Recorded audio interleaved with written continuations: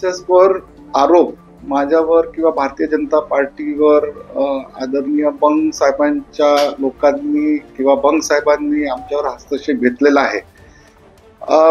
त्यांचं म्हणणं आहे की जवळपास एकाच घरामध्ये 200 लोकांचे नावं आहे, त्याची यादी सुद्धा माझ्याकडे आहे।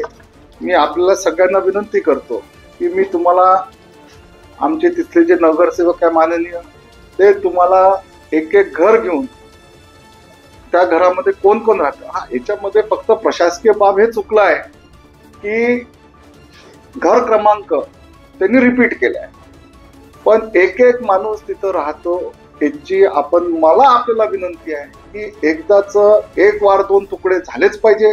जेव्हा जेव्हा निवडणुका येतात तेव्हा ते डेव्हलपमेंटवर कधीच बोलत नाही, पण कुठंतरी चुकीचं बातमी पसरवणं, फॉल्स अलिगेशन करणं हे होतं। माझ्याकडे ही यादी आहे, त्याच्यावर त्यांचा हस्तक्षेप आहे।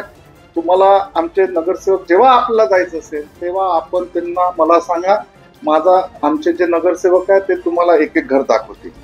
दुसरं त्यांचं एलिगेशन आहे की 27 मेघे परिवाराचे लोक तिथं राहतात, बिलकुल राहतात।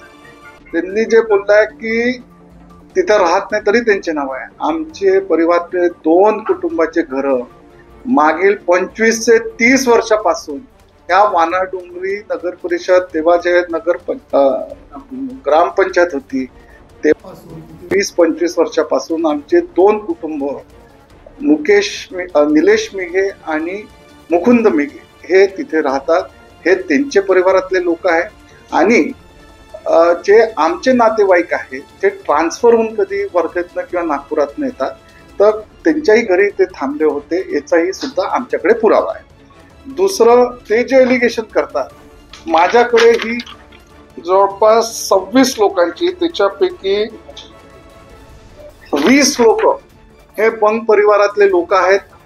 त्यांचा खरा ऍड्रेस काय आहे हे सुद्धा या यादीमध्ये आहे आणि हे खरं आहे की खोटं आहे याची माहिती आपण घेतली पाहिजे। मी आदरणीय बंग साहेबांना पण विनंती करतो, जसं मी जे काही माझ्यावर एलिगेशन्स केले आहेत किंवा पक्षावर केलेले आहे, जसं मी तुम्हाला पुरावे देतो, हे आदरणीय शरदचंद्र पवार साहेबांच्या पार्टीच्या नेत्यांनी या 26 नावावर, हे तर कमीत कमी आहे, म्हणजे याच्यावर तुम्ही खोल अभ्यास केला पण नाही आहे, पण 20 नावं हे बंग परिवारातले आहे आणि त्यांच्याच पक्षाचे दुसरे नेते आदरणीय घोडमारे साहेब यांचेही 6 नावं अशी आहेत जे मतदारसंघात राहत नाही तरी सुद्धा त्यांचे नावं आहे।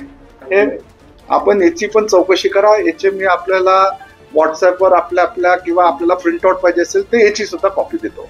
आता इलेक्शन आहे, आम्ही वानाडोंगरी नगर परिषद मध्ये जवळपास मागील 10 वर्षामध्ये 400-500 कोटीच्या पेक्षा जास्ती कामं तिथे केले आहे, पण आता निवडणूक आले आणि त्यांच्याकडे दुसरे मुद्दे नाही, त्यांना आपली हार, त्यांना आपला पराभव हा दिसून आला, त्याच्यामुळे फक्त फॉल्स एलिगेशन करायचं, फॉल्स नेरेटिव्ह जसं आदरणीय राहुल गांधी साहेब करतात त्याच धर्तीवर चालून कुठंतरी लोकांना संभ्रमात टाकायचं आणि हा सगळा उद्योग हा पवार साहेबांच्या पार्टीचे लोक करत आहेत। कन्फ्युजन निर्माण, मतदारांमध्ये कन्फ्युज करण्याचं काम